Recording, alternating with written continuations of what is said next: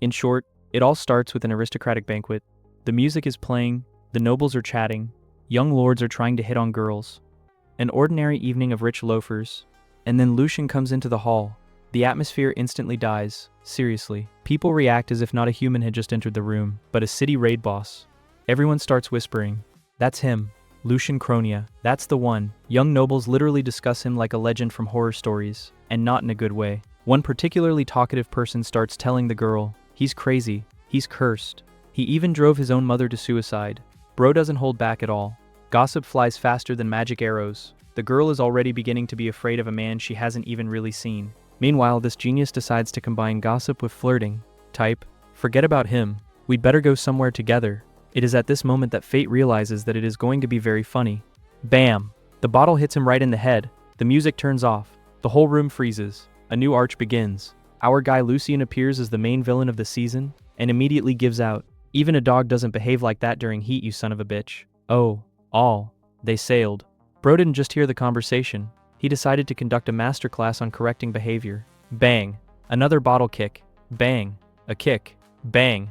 One more. "Do you like to pick on girls?" Bang! "Do you like to use other people's family tragedies?" Bang! "Do you like it?" From the outside, it looks like a free re-education program for aristocrats. The entire banquet is watching as Lucian turns one poor guy into a teaching aid. And the worst part? No one is particularly surprised, because everyone has known for a long time. If Lucian clings to you, prayers won't help anymore. The guards come running, trying to stop the fight, but then a new problem occurs. Lucian suddenly starts yelling into the void, "I told you to shut up." Everyone is looking where he is looking. There's no one there. No one at all. An absolutely empty place, and Lucian continues to talk as if the other person is standing there. And that's where the aristocrats finally lose their peace of mind. He's really crazy. He talks to the air. I told you. In fact, Lucian's reputation is now getting a free boost, although he's actually talking to Russell, with a ghost mentor. The only person who even understands what our guy is going through. Russell tries to calm him down, because Lucian had just become a warlock, and darkness works roughly as an amplifier of negative emotions. Are you angry? Get plus 100% rage. Are you offended? Keep berserk mode. Therefore, if you don't stop now, Lucian may accidentally become the very monster that everyone around is already afraid of. And then the elder brother of the beaten nobleman appears, a real closet, a real knight, a real lover of other people's collars. He grabs Lucian. He pushes me against the wall, and he starts pumping his license. Our guy understands right away. You can't win by force here, therefore it uses the most ancient technology of mankind. Bites him. Yes. He just takes it and bites it. Bro literally activated the rabid raccoon fighting style. The knight completely explodes from such arrogance, grabs Lucian by the neck, and slams his head into the wall with all his might. Bam. One more time. Bam.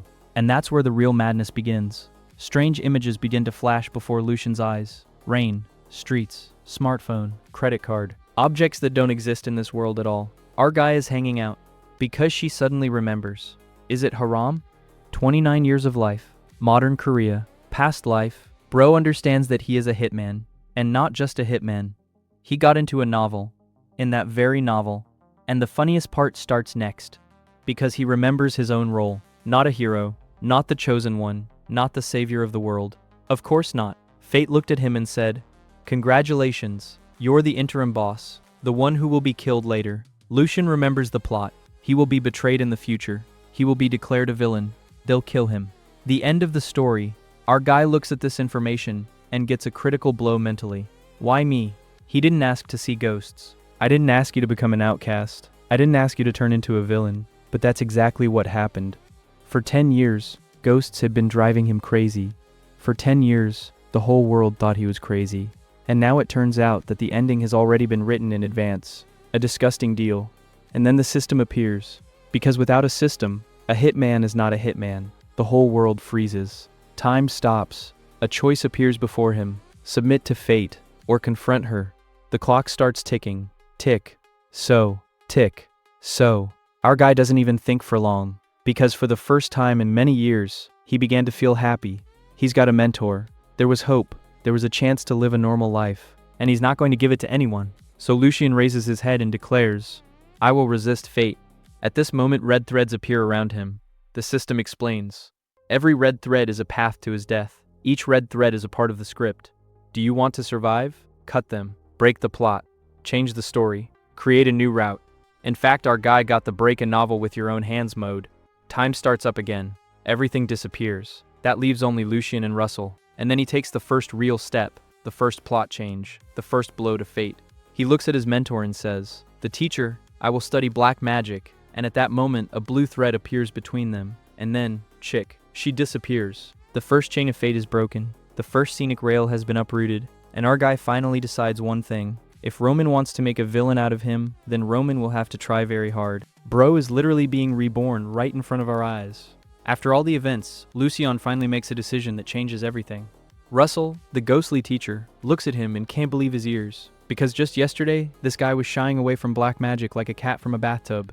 And today he suddenly declares, "Teacher, teach me black magic." And then Russell has a system glitch. Bro was so stunned that he tried to grab his heart. Although he doesn't have a heart, because he's a ghost. The level of shock is simply exorbitant. He repeats the question several times. They say, "Are you serious? Is this not a joke? Did you get hit too hard on the head?" And Lucian stands like a rock, and he answers, "No, I'm serious." And that's where the real character change begins. Our guy finally understands one simple thing. In his previous life, he was constantly bumping into walls. There is no money. There are no possibilities. There is no choice. And now, he's an aristocrat. He has the resources. There is knowledge of the plot.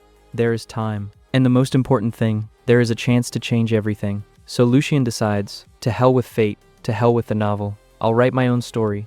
And honestly, these are the vibes of the real protagonist. Russell is still trying to figure out what happened, and Lucian gives out an almost philosophical phrase. The world just started to look different.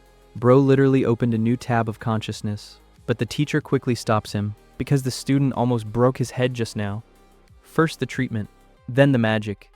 And as if by fate's timer, they start banging on the door. Russell immediately understands who it is. Father. And then a new catastrophe begins. The door literally flies in. Novio appears in furious boss mode. This guy screams from the doorway, "Are you completely stupid? I sent you to meet people. And you got in a fight. And honestly, he can be understood. He sent his son to a social event. The son returned with a reputation as a berserker. But then something happens that no one expected. Lucian looks at him calmly and says, for the first time in many years, Father, and everything. Combo crit. A super effective attack. Novio freezes, reboot, system error. Because Lucian usually referred to him exclusively as Count. And then suddenly, Father. I swear, if this were an anime, a sad violin would be playing right now. Even anger disappears instantly. Novio literally starts stuttering, and then Lucian explains the reason for the fight. It turns out that the freak used the memory of his mother to hit on women. And then even the viewer wants to punch this Viscount in the head. Our guy calmly explains, why should I treat him like a human, if he's behaving like an animal? And then the father finally understands. Something has changed. It has changed a lot. This was no longer the same nervous boy. In front of him is a man who has finally begun to grow up. And then Lucian finishes him off with the second phrase. I want to study fencing. And if my father was shocked before, now it's just destroyed. Because the Cronia family has been a family of swordsmen for generations. And Lucian refused to go down that path all the time. And suddenly he asks for it, voluntarily, without threats, without any persuasion. Novio is ready to cry on the spot. Bro literally got his son back. He immediately agrees, immediately supports it, immediately promises to help, and he's so happy that he forgets about the fight altogether. What kind of fight? Which Viscount? My son wants to swing a sword, the best day of my life, but the most touching part begins next. My father is about to leave. It stops. He turns around, and he speaks softly. Thank you. Just one word, but it hits harder than any sword, because Lucian suddenly realizes the truth. In the novel, it always seemed to him that his father looked at him coldly, that he didn't care, but it was a lie. Novio loved him. I've always loved you, until the very end. Even in the original story, he tried to protect his son to the death, and that's where our guy really gets covered. He understands that I would have lost this man, that everything ended terribly in the last line of fate, and for the first time, a real goal appears. It's not easy to survive. Save everyone who can be saved. After his father leaves, Russell appears, and then another plot twist begins. The teacher asks, why do you need a sword at all? Lucian explains his plan. He wants to use the darkness as an aura, hide your sorcery, become a swordsman warlock. In fact, Bro is going to disguise a nuclear missile as a kitchen knife. Russell says first, theoretically possible, and then he adds, but no one did that.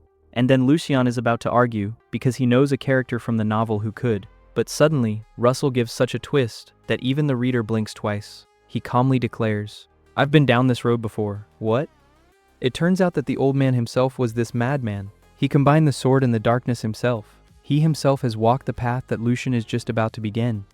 So our guy literally found the only mentor on the entire continent for his crazy idea. The luck level is just illegal, and at that moment a red thread appears between them. It's like a sign of fate, a turning point, a new chapter of life. Russell smiles and says, "If you really chose this path, I'll teach you everything I know." And that's how the moment ends, where the depressed aristocrat finally disappears. And instead Lucian appears, who is going to become a swordsman, a warlock, and the main headache for the whole world at the same time. Bro is finally starting to change his life, and it looks so unusual that others are literally catching a system glitch. After talking to Russell, our guy is acting like a normal person for the first time in a long time. So normal that the teacher himself begins to suspect a trick. Maybe you should hit your head again. In short, even if the ghost noticed the changes, it means that the progress is really serious. A few days pass. The maids hang up the laundry and discuss Lucian as a rare mythical beast. One says, "Don't you think the young master has changed?" The second one immediately, "Did you notice that too?" It turns out that Lucian used to look at people as if he was choosing who to send to the next life first. And now he calmly greets and even responds to greetings. For locals, it's like seeing the boss of the final dungeon suddenly start feeding kittens. At the same time, the servants sincerely worry about him. Despite all the rumors about insanity, Lucian never bullied the servants or touched anyone. That's why everyone just wants bro to finally get things right. And then the real shock content begins. Lucian personally comes to the dining room. Yes. Self. Feet. He doesn't lock himself in a room, doesn't throw a tantrum, but just comes to a family breakfast. The whole family has a look on their face like they just saw a dragon paying taxes. My father and older brother are just hanging out. Our guy calmly sits down at the table. I'm a little late, as if he hadn't been living as a recluse in recent years. The father immediately starts fussing and taking care of his son. Carson looks suspicious. This guy understands perfectly well that it's hard for Lucius right now. He notices the trembling, the tension, and the way his brother literally forces himself to be around people. But instead of pressure, he says, "Take your time, do everything gradually." And that's where one of the most enjoyable moments of the chapter begins. For the first time, Lucian feels truly supported by his family. Not pity, not an annoyance, and support. And while the atmosphere is becoming almost familial, our guy decides to give the next critical blow. He raises his head and says, "Brother, teach me swordsmanship." Bam! Carson drops his fork. My father almost stops breathing. Even I would have asked them again. Because Lucian is not asking for a new book or medicine. He wants to pick up a sword. And this is a completely different level. For understanding, starting education at his age is about as logical as learning the multiplication table for the first time after receiving a doctorate. But Carson quickly realizes one thing. Lucius doesn't need the title of a great swordsman. He needs strength, confidence, the ability to stand on your own 2 feet, and then the impossible happens. Good. Lucian is already hanging up. Bro literally can't believe his ears. He was preparing for a lot of persuasion, arguments, and drama. And I got the consent on the first attempt. Of course, Carson makes a condition, get well first. But the fact itself has already taken place. The family looks happy for the first time in a long time. The father generally sits with the face of a man who has just seen the end of a long-term curse. For him, it's like spring has finally come after an endless winter. After lunch, Lucian goes back, and he understands a simple thing. Even the small changes made his family smile. That's more than enough for him right now. And then Russell appears next to me. The teacher suddenly praises the student. Well done. Our guy is already slowing down, because hearing praise from Russell is about as likely as receiving a compliment from a raid boss. They make fun of each other for a bit, after which Russell remembers. It turns out that he had prepared something for his future student a long time ago. That is, my grandfather literally waited for years for the opportunity to teach someone. The real sensei from anime? Lucian agrees to look at the gift and asks an important question on the way. Can a warlock become immune to the light? And that's where the interesting end part begins. Russell explains that those who possess light almost always experience the effects of darkness. At most, they lose their blessing or become fallen. But warlocks in the opposite direction usually come to a complete end, or a disability, or a one-way ticket, a very fair balance of the world. But then the teacher adds an interesting thought. Light and darkness are not exactly enemies. It's not Gojo versus Sukuna. It's more like 2 parts of the same system. If there is light, there is darkness. If there is darkness, there is light. And theoretically, you can still get immunity to light. However, no one knows how yet. It is at this moment that a red thread appears in front of Lucian. Someone very important. someone who already has such immunity. And then our guy gets it. In the novel, there was only one person with this ability. Not a hero, not a saint, not the chosen one. And the final boss. And Lucian is like that. That's great. So we'll steal the build from the last boss. Bro literally decided to swing through the guide of the main monster of this story. Bro finally finishes putting the puzzle together in his head and realizes that Narc is literally a walking cheat code that needs to be kept close at all costs. He looks at his system quests again and notices an interesting thing. Unlike the Leo story, where failure meant an instant ticket to the cemetery, there is no such thing here. And then our guy gets two things at once. First of all, Narc is cool, but not as irreplaceable as Leo. If Leo is a locomotive that already pulls the entire train, then Narc is an elite first-class carriage. It's useful and pleasant, but the train is still moving without him. Secondly, the most important thing. If this guy had been a hidden assassin, an agent of his brother, or the future boss of the Lucas raid, the system would have been screaming death, death, death in red letters long ago. But there is nothing like that. So the conclusion is simple. Bro is safe. You can recruit. Lucas smiles and thanks the Narc for his help, and he suddenly starts to stagger and grab his head. It turns out that the guy has overheated his abilities so much that he will now be recovering for 2 weeks, and then the fun begins. This guy doesn't hide his skills at all. The type literally says, "Yes, I have foresight and insight, but don't tell anyone." Lucas is looking at him like a man who already knows more about him than he does through the status window. After that, the drug addict gets his medicine, his pet, and goes to rest. The day of the monthly assessment arrives. The whole academy is buzzing like a beehive. Someone teleports to the training ground. Someone is riding in carriages. And in one carriage, a real squad of the main characters gathers. Lucas, Leo, a drug addict, and Pi, who has already officially become the mascot of this company. Leo immediately puts on sound insulation, because when Lucas is around, conversations always quickly turn into the category of high treason and conspiracies. Leo reminds me with displeasure, "So the drug already knows your situation." Yes, the Narc happily confirms. At the same time, Leo looks at him as if he is assessing whether he can accidentally strangle a person with one hand. After all, Lucas revealed the most important secret to some exchange student whom he has known for just a few days. Suspiciously, very suspicious. Then Narc tells about his abilities. Foresight, insight. In short, the guy got a premium subscription to intuition. After that, Leo's expression becomes as if he has just read the demon's user agreement, because such an ability in the wrong hands is a real nightmare. And somehow Leo believes him. Although not completely. At the training ground, Lucas notices a strange pattern. Several people are standing in the distance and constantly looking in his direction. Pi immediately turns on the main character mode. Are they looking at me? I would like to. After a little exploration, an interesting thing turns out. There are already rumors about Lucas in the city, and people aren't just discussing him. They discuss Lucas's changes. That is, people are starting to notice that the local whipping boy has suddenly turned into someone else. And then Lucas understands. The story begins to spread beyond the school. So it's time to check the media. Our guy buys a whole stack of newspapers and magazines. Leo looks at this and is blown away. "What are you doing?" "I'm analyzing trends." It sounds like he's preparing to take over the stock market. Then Lucas uses a search spell. The real magic Ctrl+F says, "Ask Canyon," and the newspaper opens on the right page by itself. Bro literally turned reading the press into a search engine. There are indeed articles in the local newspapers about how Lucas suddenly changed, but the major publications are still silent. It's too small a story. While, and then Leo pulls out a tabloid, the Yellow Press, the one that can turn an ordinary sneeze into a coup d'etat. "That's what you should read." And he turns out to be right, because such publications like to dig into the dirty laundry of aristocrats. Leo suggests stopping it all, but Lucas unexpectedly refuses, because he needs this information. If the rumors reach my brother, then they can be manipulated. And if they can be manipulated, then the brother can be fed false conclusions. The chess begins, and then Leo suddenly gives out. "Sometimes it seems to me that you are a completely different person."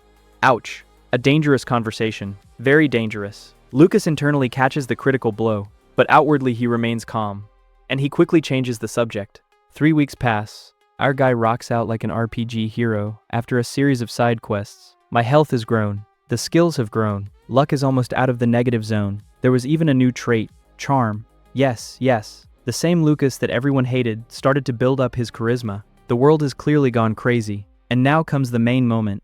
Midterm exams are tomorrow. So a new chapter of the game begins. And knowing Lucas, she definitely won't be calm. Bro finally gets his major upgrade, and the real becoming of a warlock begins. Our guy is riding through the forest on a Chandra, and next to him, as usual, his master Russell is flying. The same man who calls himself a genius warlock without a drop of shame. And literally, My name is Russell Paul, and I'm an unfortunate genius warlock.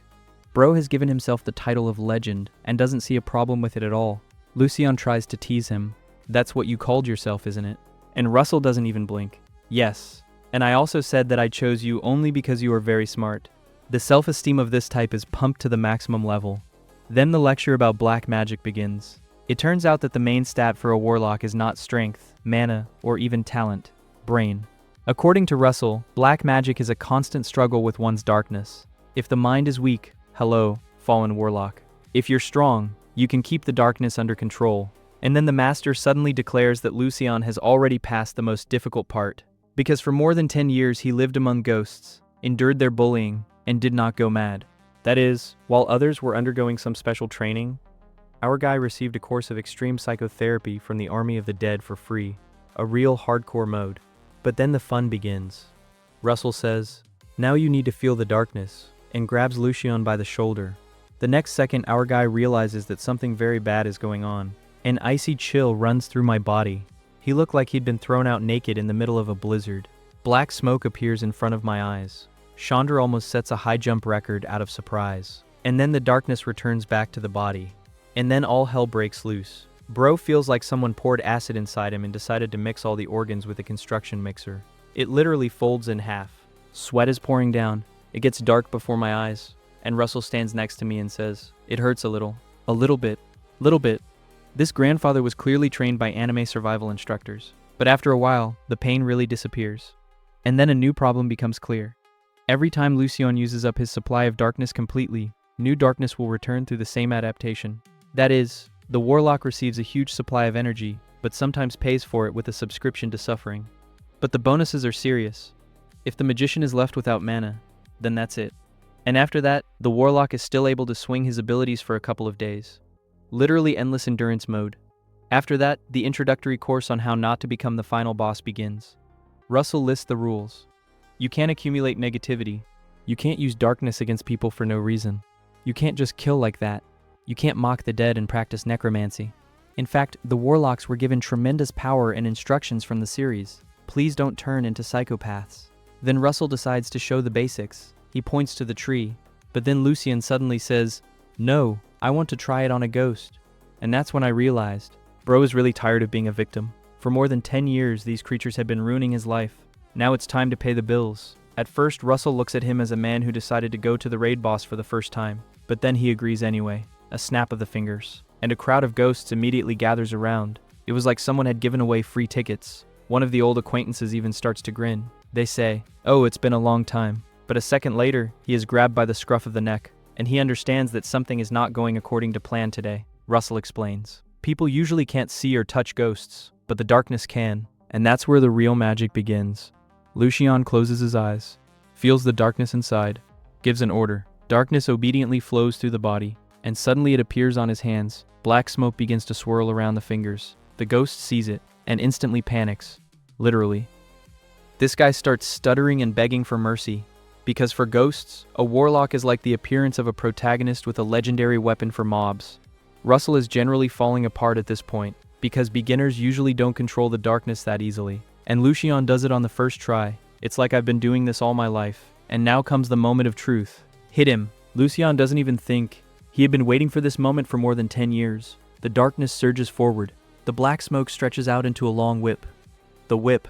The blow goes right through the ghost. A black wound appears on the spirit's body. The ghost is howling in terror. He looks at Lucian as if he saw the end of the world. And it is at this moment that the most important thing happens. Not a blow, not magic, not the darkness, and awareness. All his life Lucian was afraid of ghosts. I've been running away all my life. Endured. He suffered. But now everything has changed. Now the ghost is afraid of him. And our guy finally understands. He's not prey anymore. He's the hunter here now. And Russell is watching this performance with his jaw hanging open. Because his student has just given out a start that looks suspiciously cheesy even by the standards of warlocks. It looks like this bro is really going to turn the whole world upside down. Our brother Lucian is finally testing black magic for real, and that's where the fun begins. He hits the ghost, and Russell is like, "It's okay," and a second later, his jaw literally drops. Why? Because this guy just accidentally skipped the most difficult stage of using black magic. Usually the scheme is like this. Ordered the darkness, The darkness has done the job? Then I manually unhook the used darkness. And our guy is like that. No, it's on its own. Russell is already yelling inside, it's a cheat, but he doesn't say anything out loud. The teacher is smart. If you tell a student now that he is a genius, he may catch the main character syndrome ahead of time. Lucian meanwhile asks, and if I enjoy beating up ghosts, I won't become a fallen one? Russell is reassuring. On the contrary, for a normal warlock, it's almost psychotherapy. That is, ghosts are officially becoming anti-stress balls. Then Lucian finishes off the ghost completely. The darkness lashes him like a black whip. Bang. The ghost crumbles into dust and goes to be reborn. And that's where the real victory happens. Not because he defeated the enemy, because for the first time in 10 years, Lucian stopped being afraid of ghosts. Now it's the other way around. They used to hunt him, now they're looking at him like they've seen a tax bill. Our bro literally thinks, now it's you who should be afraid of me. Nicely. Russell is pleased. Says, congratulations, now let's go home and train ourselves to death. Teacher of the year. But first, a gift. It is for him that they go to the city. Jerno appears on the way. He is the commander of the first night squad of the Cronia family, and one of the few people who really treats Lucius normally. His older brother Carson sent him, not the father, and that's interesting. Jerno sees Lucian all wet with sweat and almost has a heart attack. Young master, to the hospital. Lucian is as calm as possible. No, it's just that I haven't ridden a horse for a long time. The funniest excuse after experiencing the ritual. They arrive at the magic Ludion bank, and then a blue thread of fate appears. Lucian already knows these mechanics. Such a thread appears when there is an event ahead that can change the plot. He leaves the bank. The thread disappears. He comes in again. Appears again. Our guy understands right away. Yeah, so the plot is going to surprise me today. And instead of leaving, he does what all good guys do. He goes towards the problems himself. Jerno shows the coat of arms of Cronius. The bank's employees instantly transform from, "Who are you anyway?" in, "Please forgive us. The power of the aristocracy works better than any pass."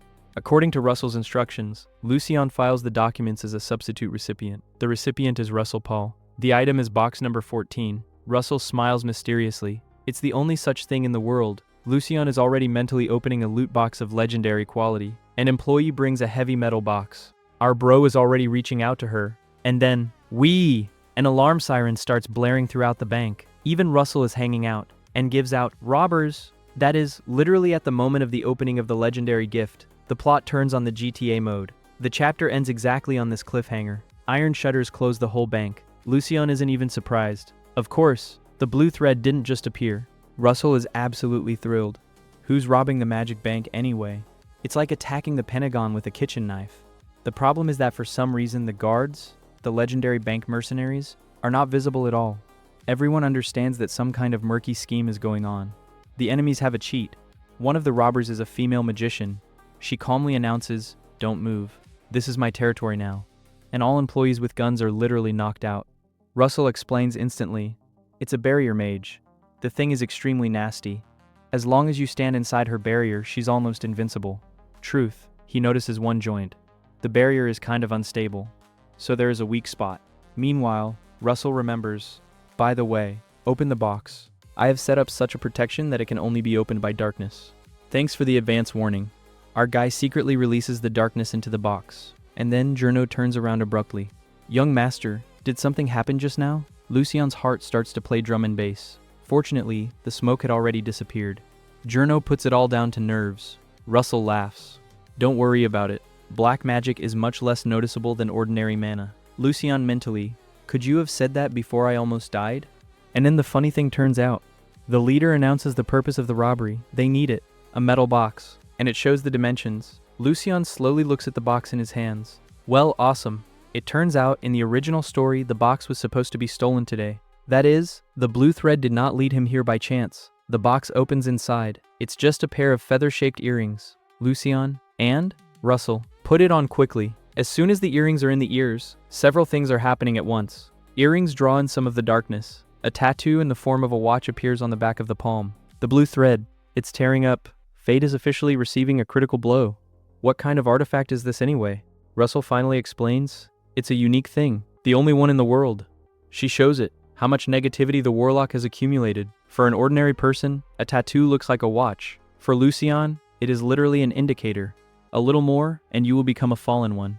That is, the master made the perfect safety device in advance. Our guy is happy. But, There is one rat. The same bank employee who brought the box instantly surrenders Lucien to the robbers. Here, he's got the box. Professional ethics? I didn't hear it. The main thing is to survive on your own. Lucien calmly memorizes his face, without emotion. He's just making a mental note. You're dead.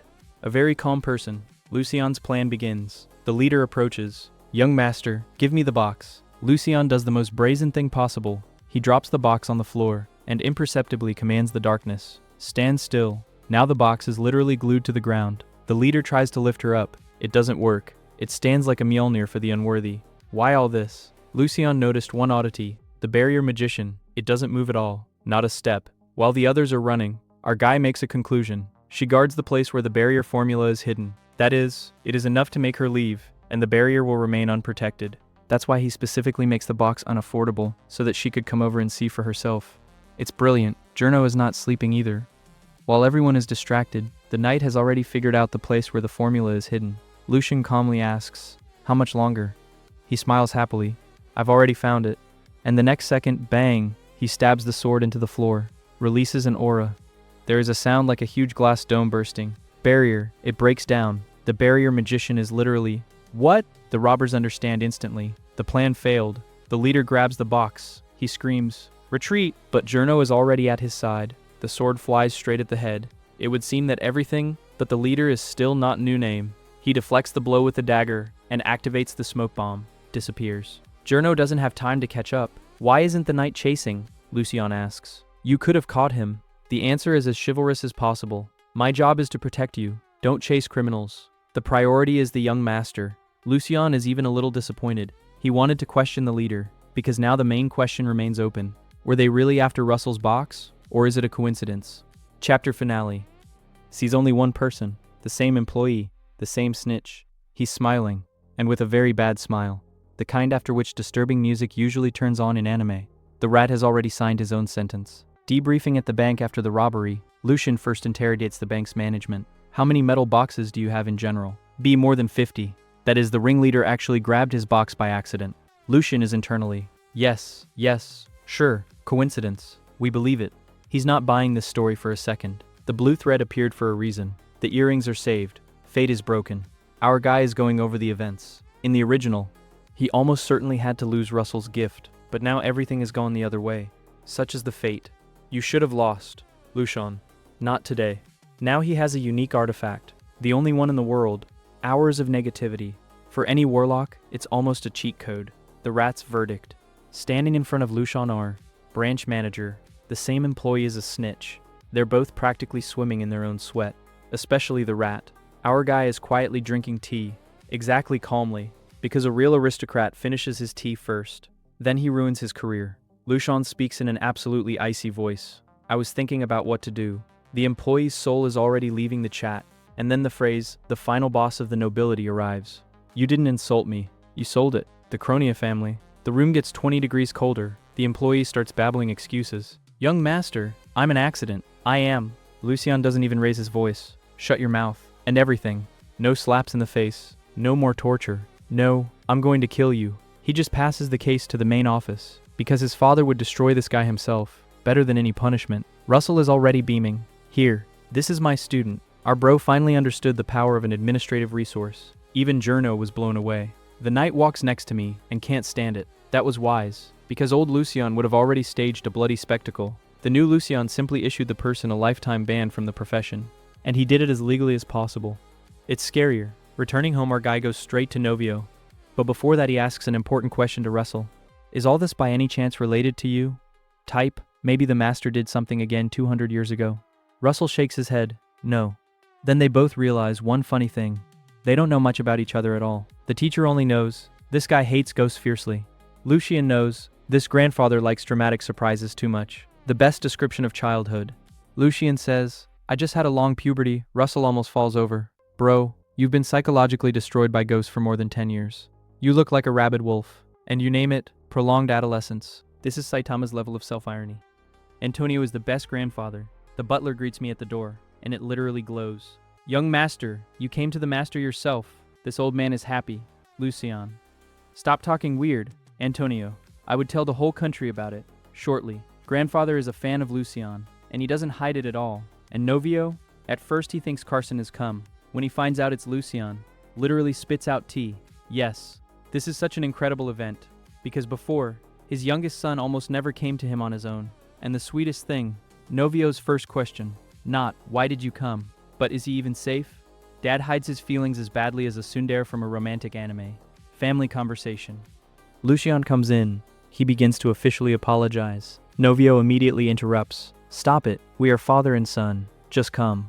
Our guy even hangs out a little bit. He had never heard this before. Then Lucian talks in detail about the bank, about the robbery, about the employee, about betrayal, about everything. Novio is listening, and his face is getting darker by the minute. The regime is already waking up inside him. Blow the bank to hell. But he's holding back, because he wants to give his son the opportunity to solve the problem himself. The growth of the characters is mutual. Dad trusts. After the story, Novio says just one thing. If necessary, use my help. All. Without moralizing. Without, you're just a kid. Our guy is finally getting real trust. And then, Lucian asks, the family seal. Not money. Not security. Not the army. Print. Because one document with the Cronia coat of arms works more convincingly than 100 threats. Novio doesn't even think. He gives it away right away. And then an old acquaintance pops up. Novio speaks. Viscount Horion's sons are coming soon. Those idiots from the banquet. Apologies should be accepted. Lucian smiles. And it gives out absolute classics. The one whose ear I bit off. Isn't he a knight? Novio snorts. If the title can be bought with money, that's right, it's a knight. Shortly. The guy is a fake elite. Lucian is already making plans. Let him become my first opponent in sparring. Just delay the meeting a bit. Our bro is literally, let me level up, then I'll humiliate him officially. Novio laughs. Loudly. Very loud. Because for the first time he sees confidence in his son instead of hatred for the whole world. And he agrees. Good. I'll stall for time. Chapter finale. Lucian returns to his room. It turns out to be boring. I bought him flowers. And on purpose. Because he knows. The young gentleman doesn't even have a valet. Russell is touched. What a caring guy. Lucian instantly switches on the tsundere mode. I hate it when people fuss around me. Of course. We've already figured it out. Meanwhile, Journo is already running to complete the next task faster than the NPC after receiving the quest. The last scene. Lucian looks at Racho's flower. He takes one. And he says, let's start the experiment. It looks like we have another warlock test ahead of us, because if Lucian takes something with the words, I'll try one first, it almost always ends with either a new skill or a new disaster. After the experiment with the flower, our guy decides, well, it's time to test his immunity to the holy power. He takes Racho. Russell, stop. You're not going to. Lucian, I'm going to. And instead of carefully tasting the petal, he puts the whole flower in his mouth. Russell took critical damage. Are you crazy? They're eating it by the petals. Lucian, quietly chewing. It's getting late. In a couple of seconds, Russell is in a panic. Well, what do you feel? Our guy analyzes it as seriously as possible. It doesn't taste good. Like grass. It should be spiced. Russell, I'm not teaching a human being, I'm teaching natural disaster. But then the real effect begins. My nose is bleeding. Then he's literally vomiting black blood. Russell, spit it out. Puke. Save yourself. And Lucian stands absolutely calm. No, it's fine. Russell, is it okay? You're vomiting blood. The darkness inside you is dead. Lucian, it's more like a crepe after a workout. Tolerable. Russell, who am I messing with anyway? And then the scientist mode turns on. Lucian remembers the novel. The final boss once ate these flowers and gained light resistance. But the author, of course, did not bother to explain anything. The main character then found a diary with a method and burned it. Thanks a lot, bro. Now I have to conduct experiments on my own liver. Lucian makes a conclusion. The light really kills the darkness. That's why my father forbade priests to come near him. The main character cut down warlocks so easily because he is a bearer of light. Result. Immunity to light is necessary at any cost. Russell is still trying to be the voice of reason. Maybe? Shall we stop? Lucian, no. If I get caught as a warlock one day, the whole family will die. It's better to suffer now. Russell finally understands one thing. Lucian doesn't value his own health at all. If others suffer, he goes crazy. If he suffers himself, well, I'll be patient. That's what scares the old man the most. At this moment, Journo arrives. He brings the paper, but it stops. The room smells of blood. He immediately tenses up. Young master, what happened? Lucian instantly switches on NPC mode. Nothing, thanks. You can go now. Journo clearly doesn't believe it, especially after he notices the blood-stained cloak. But an order is an order. He leaves. The door closes. Russell continues to stare at Lucian as if he had just eaten Uranus. Our guy sits down at the table and begins to keep a journal of experiments. Date, the number of colors. Result, yes, now it's a full-fledged scientific work. Then he asks, how do you understand that the resistance is really growing? Russell sighs heavily. He understands. It's already impossible to stop this idiot. That's why he gives up. Okay, I'll be watching. If it gets really bad, I'll stop it. Lucien is happy. There is official permission to continue. In 5 seconds, Lucien, the master, can I have another one right now? The room is getting colder. Russell literally starts to glow with rage. He can barely resist saying, yes, you are completely beaten up. Meanwhile, in another place moving on to the new heroine, Tella Lution, the third daughter of a family that owns a magic bank, receives an email from Lucien Cronia. The first reaction, what? She expected threats, curses, and madness. Instead, he receives a perfectly polite letter. The essence is this: an unpleasant incident has occurred at your bank. I believe that you will be able to judge him fairly, without shouting, without threats, without, I'll burn down your bank. Tella reads the letter several times. Is this even the same Lucien? It turns out that she has her own problems. She's the youngest of the sisters. The elders are already managing the branches, and once she failed a responsible task and lost the chance to become an heiress. Now Lucien's letter looks like a real quest. If she can handle this case on her own, he can regain his position. Therefore, Tella immediately makes a decision. Get ready. We're going to the Cronia family. Let's get back to ours. Russell asks, why did you write specifically to your third daughter? Why not the head of the family, and not even the eldest heiress? Lucien smiles mysteriously. Our guy has obviously already calculated something 10 moves ahead, like the real Eisen, but without the pretentious bangs. Bang. And our bro finally starts playing for a long time, and not just destroying everything. Chapter in a nutshell. Lucien gathers his future allies, gains immunity to the light, and begins to behave like a real aristocratic schemer. The $1 million plan, Russell asks. Bro, why did you write to the third daughter of the Lutons at all? There's the mother, there's the eldest heiress. Lucien is like that, because the big shots will apologize at most and disperse, and I need not an apology. I need it, 1 spoonful. Russell is generally hanging out. What kind of spoon? This is the local version. While someone is building a career, I will carefully help him, and then we will both be in the black. That is, our guy is going to invest in a man who is not yet at the top, but will definitely get there. A real investor in NPCs, and then therapy begins. But it's very specific. Lucien says, the mood is bad. I'm going to mock the ghosts. Russell, just don't destroy them. We'll need them again. Lucien, don't worry. I'll play with them first. Then I'll let you go to heaven. Even Russell couldn't find the words. A few days later, every morning it looks something like this. I ate a piece of racho, vomited blood. I went out into the sun. The skin burns again. I put another X in my diary. Failure. Our bro is literally conducting forbidden medical experiments on himself. Russell is almost gray-haired now. If only ghosts had hair. He checks. How are you feeling? Lucien, great. Only the blood is flowing. Otherwise, everything is fine.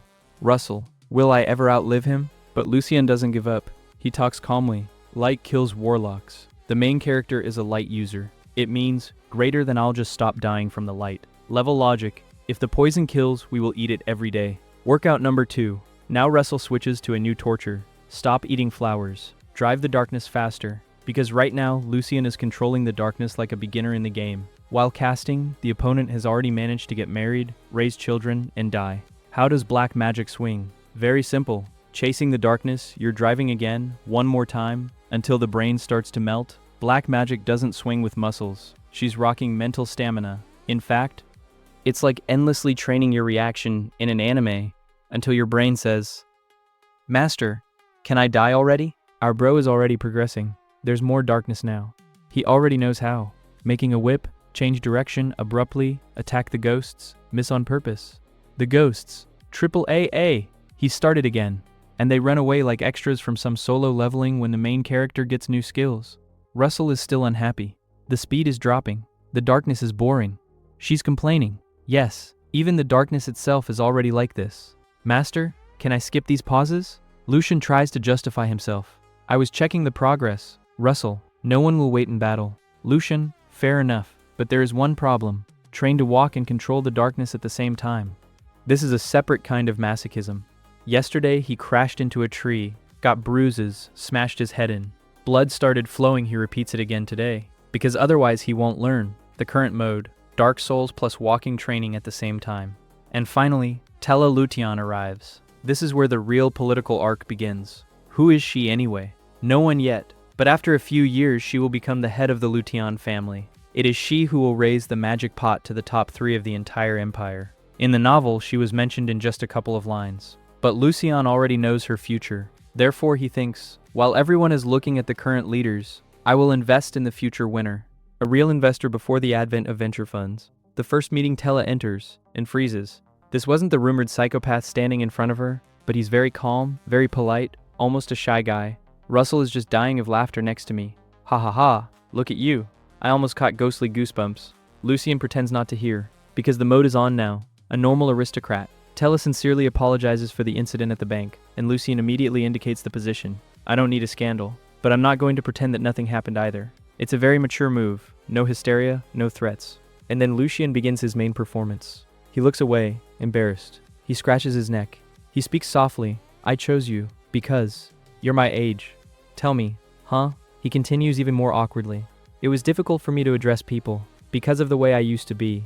I've been thinking, maybe, could we be friends? At this moment, a blue thread of fate appears. Means, he made the right choice again. Tella can't stand it and starts laughing. Not because he's mocking me, but because all the fear just disappeared. She understands, this is not a crazy monster in front of her. The one in front of her is very strange, but a sincere guy who is trying to start life anew. And she holds out her hand. Let's be friends? Our bro gets more than just an acquaintance. He gets the future head of one of the strongest magic banks in the empire. And judging by the broken blue thread, fate just rewrote again. Our guy is finally consolidating his success with Tella. After shaking hands, a real miracle happens. The blue thread of fate that bound them is cut and turns into red. That is, Lucian did not just change the future, but literally rewrote it.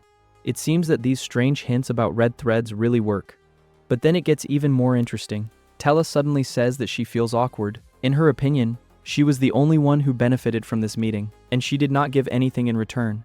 After some thought, she makes an offer that Lucian did not expect at all. She promises to personally help him get rid of all the rumors that he is crazy. And then Lucian himself is surprised.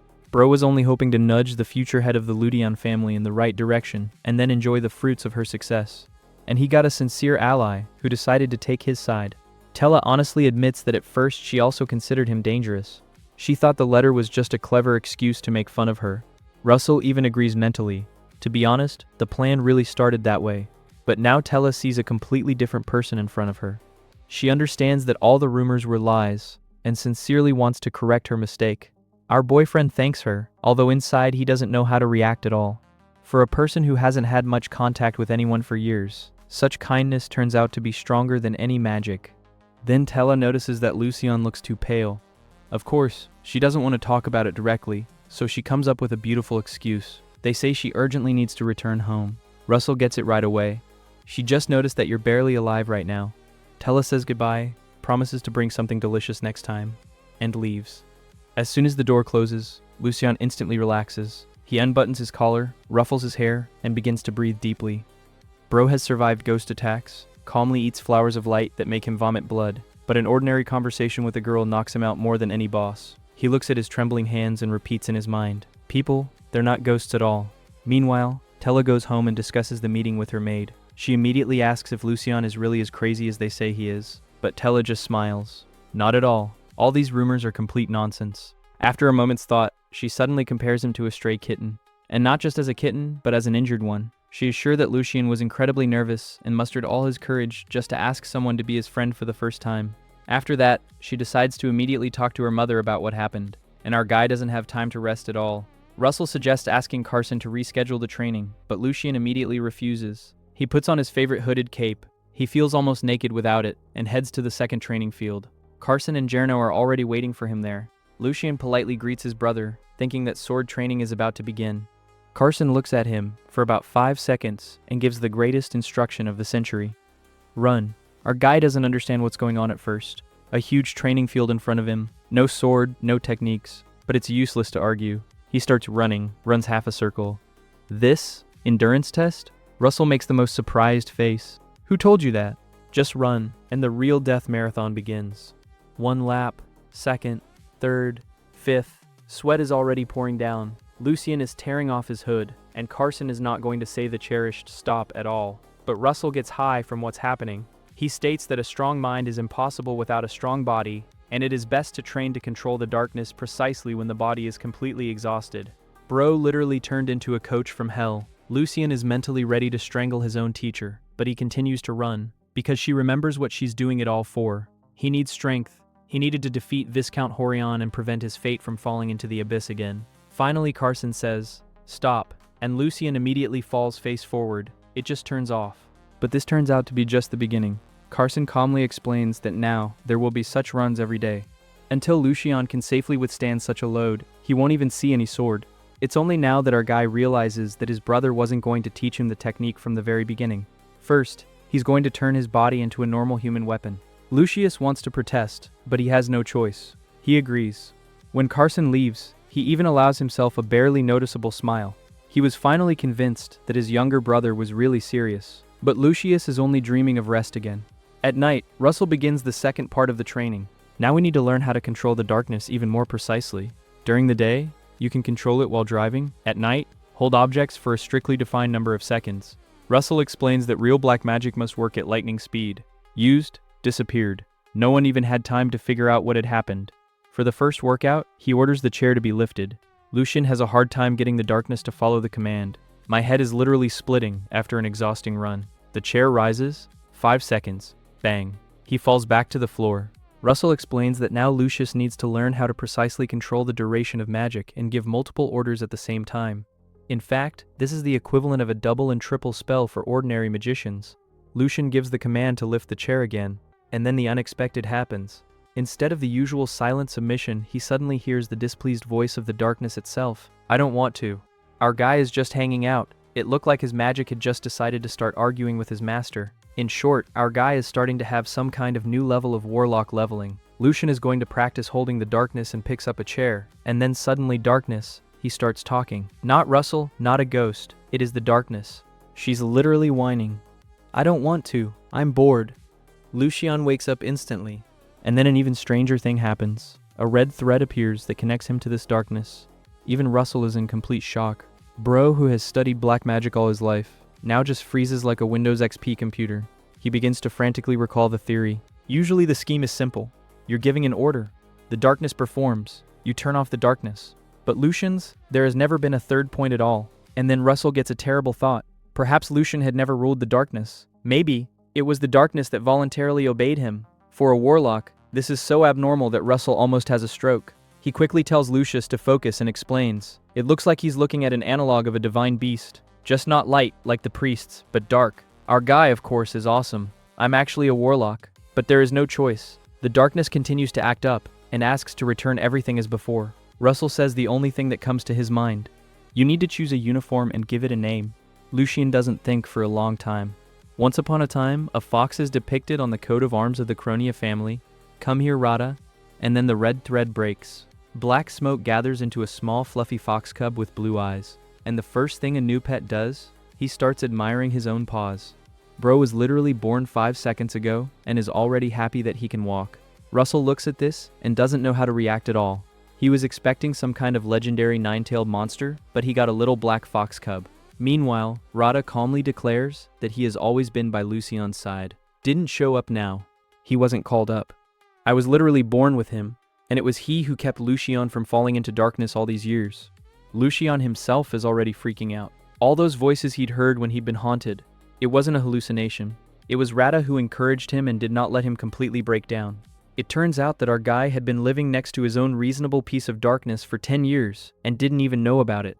Russell finally realizes that in front of him is a walking violation of all the laws of black magic. Lucian is trying to figure out why this fox is needed at all. And that's where it gets even more interesting. It turns out that their darkness is common. That is, Rada is able to independently control Lucian's power. Simply put, our guy just got his own co-pilot.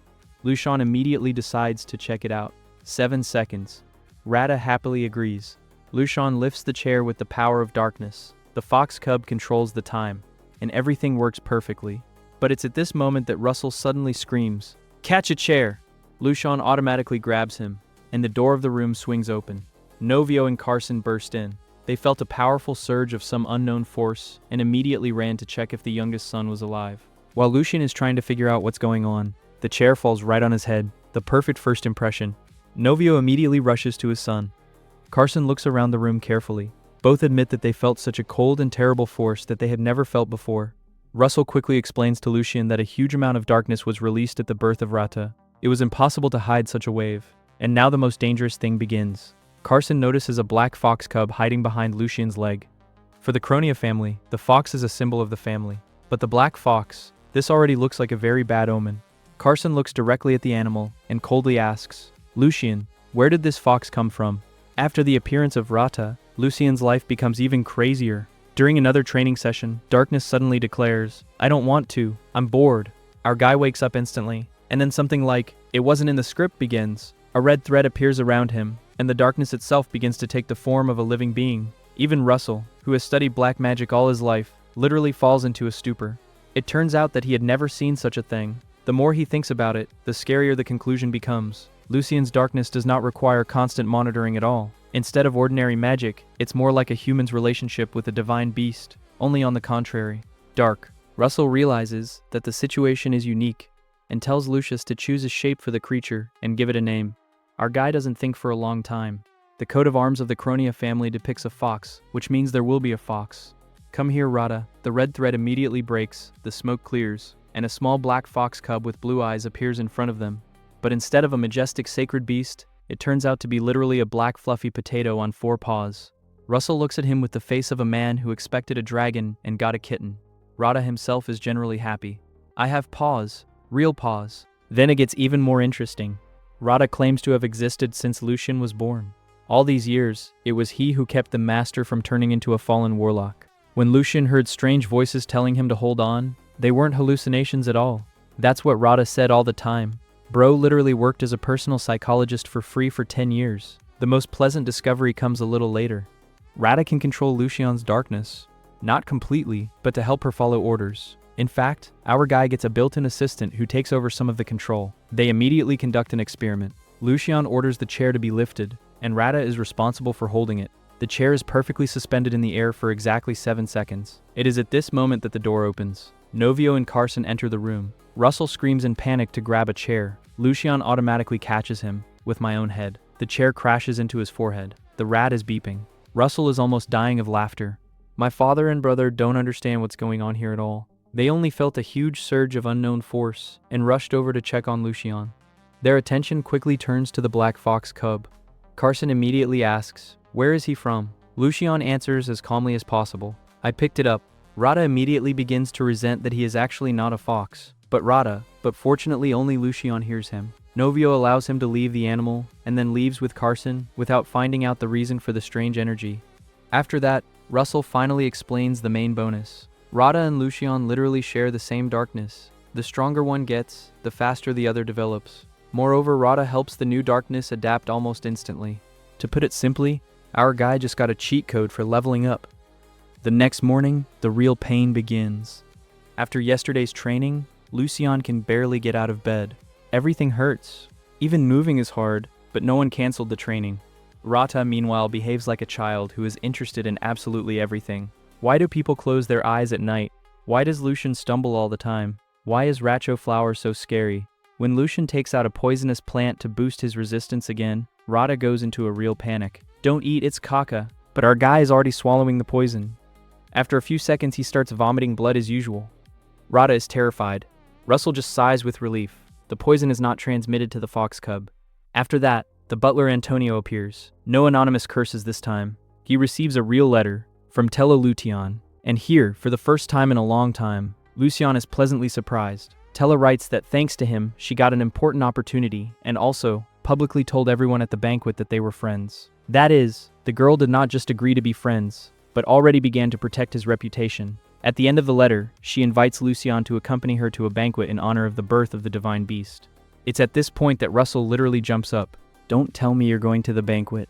It looks like our guy has another nerve test ahead of him. Not only because of the nobles, but also because now a small talking black fox is constantly running around next to him, which it is advisable not to show anyone. Lucien receives a letter from Tella inviting him to a huge banquet in honor of the birth of the divine beast. And that's where our guy's eyes literally light up. Bro understands that this is not just a holiday with expensive food, It's the perfect scene to shut up everyone who's been making a local horror story out of him for the past few months. But Russell immediately starts to panic. In fact, grandfather says, "Do you even know where you're going? There will be so much holy power that you can collapse faster than a first-level mob." However, Lucian doesn't even think about backing down. He calmly declares that he will simply increase the dose of his poisonous flower and survive. After the incident with the bank, he finally realized how far the rumors had gone. People don't even try to figure out what happened. For them, he is already a ready-made monster. And then Lucian gives out one of the most powerful phrases. He says he wants to be happy too. He doesn't want to lose the normal life he just started getting again. Even Russell stops arguing after that. The old man just gives up and says, "Okay, try." But it immediately reminds me of the main boss.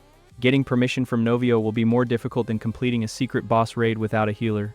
During the family dinner, Lucian cautiously starts talking about the banquet and gets an instant response. No discussion.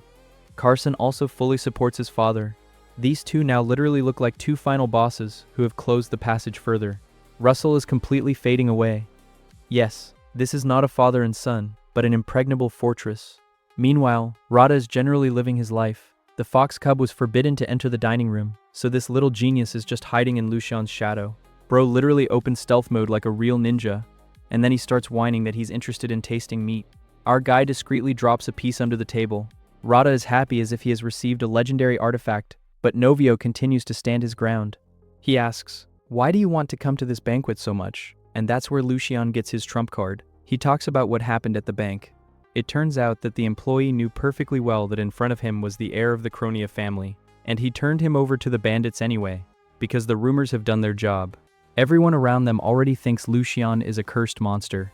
It turns out to be the most difficult moment. Bro calmly eats pasta and at the same time explains that he has already been so demonized that people are ready to get rid of him at the first opportunity. Even Novio freezes after that. Russell just clicks his tongue. That's it. This is a forbidden technique. When Novio asks why Lucian didn't say anything right away, he calmly replies, "Because you would just destroy the Ludion family." And the funny thing is, everyone understands that this is not an exaggeration at all. After a long pause, Novio finally says, "Okay, go ahead." Carson is in complete shock. Russell is actually clutching his head. "Are you serious? There's so much holy power there that it can vaporize a kid." But the decision has already been made. For the first time, Lucian changes his father's mind in his own words. A small victory, but a very important one. After that, the real training hell begins. Journo literally turns into a sergeant from a military camp. Running again, even more running. Lucian is already breathing as if his lungs have decided to go on vacation, and Rada is joyfully galloping ahead. The little fox does not understand what fatigue is at all. At some point, he hears Lucian's heart pounding and begins to rejoice. Even faster. Let it beat even faster. Russell responds immediately. Then he'll die. Rada gets scared right away. Then don't let him fight at all. Then he'll die too. Bro literally took his first biology lesson. After physical training, the second circle of hell begins. Now Lucian controls the darkness for hours. Then he plays catch-up with the ghosts. Yes. Russell deliberately releases the terrified spirit, and Lucian must catch him before he escapes. In fact, his grandfather gave him dark souls, but instead of knights, you need to catch ghosts.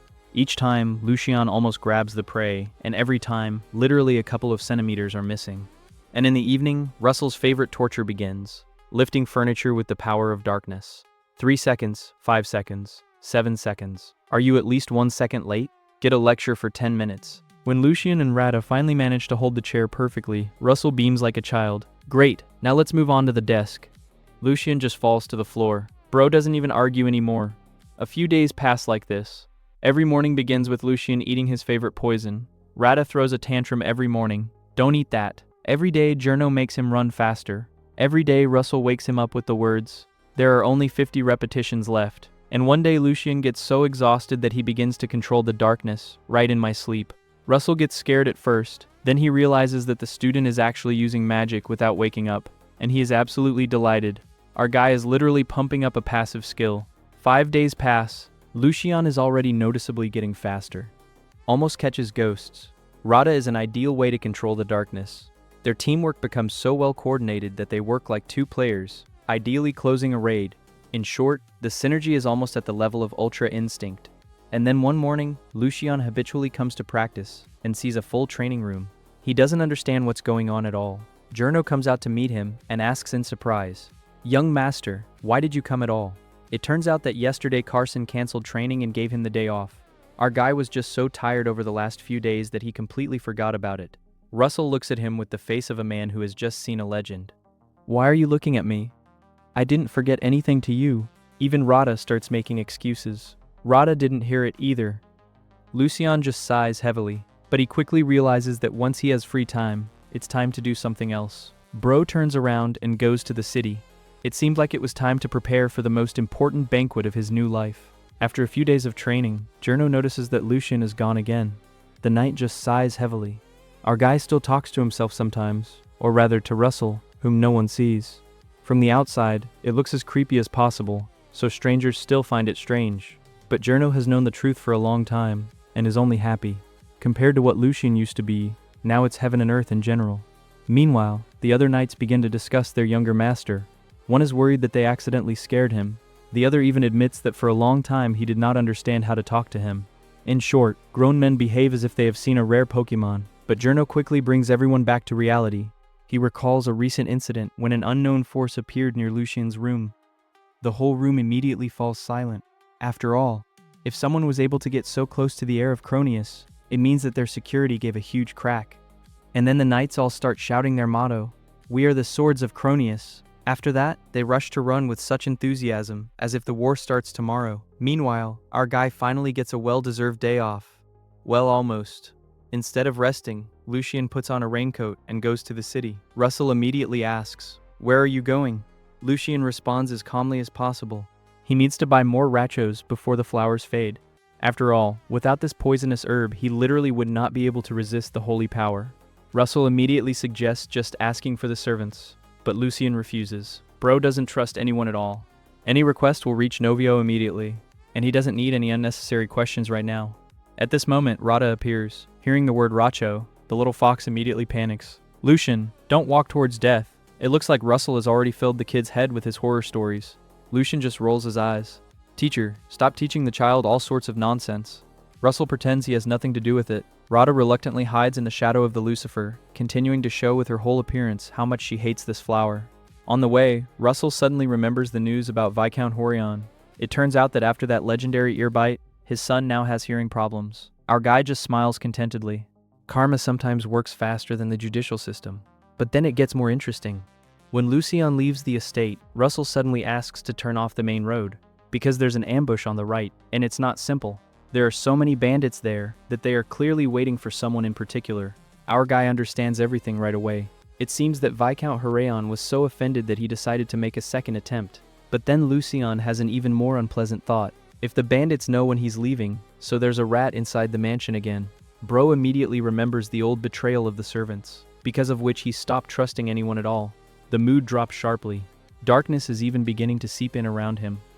Russell erases it instantly. "Calm down, you're a warlock now. Any emotion can give you away." Lucian just exhales heavily. For the first time, he realizes how uncomfortable it is to constantly hide his strength. Having bought Racho, Lucian is about to leave. Suddenly he notices two very familiar types, and then our guy literally turns on detective mode. If you put masks on them, they're the same idiots who tried to rob the magic bank. Russell recognizes them right away too. Rata doesn't understand anything at all. Who are the bastards? But Lucian is already smiling, and with that smile, after which someone usually starts having big problems. He asks Russell to use the ghost's main advantage, eavesdrop on the conversation, free wiretapping without any bugs. This is a real cheat. Lucian himself follows slowly, so as not to lose touch with the teacher. Meanwhile, Rada is completely oblivious to the task. The little fox was in the city for the first time, and now admires literally everything. Oh, people. Bro behaves like a child who has been brought to an amusement park for the first time. After a while, Russell returns with the results, and it turns out that these two are not ordinary bandits at all. They are mercenaries. After the failure of the last task, they are deeply in debt and are ready to rob the magic bank again just to get the money. Lucian immediately asks the most important thing. "What are their names?" Russell answers, "Helon and Stra." And that's where our guy literally puts the whole puzzle together. These names were in the novel. The usual extras, but something else is much more important. Their boss. Crown Zell, the leader of the mysterious organization, the Third Force. Almost no one knows anything about these guys. They work in the shadows, do dirty jobs, and obey no one.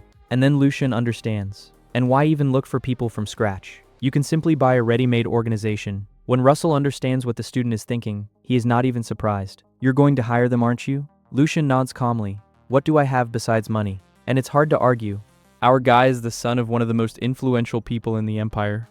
He hadn't spent much for years, so he had enough money to build his own team. And right now his new plan is being born. Don't just get stronger, and create your own power. One that doesn't belong to the Cronia family. One that would help hide his black magic. One that will one day be able to deceive the whole world. Bro finally stops just surviving. Now he's starting to build his own empire.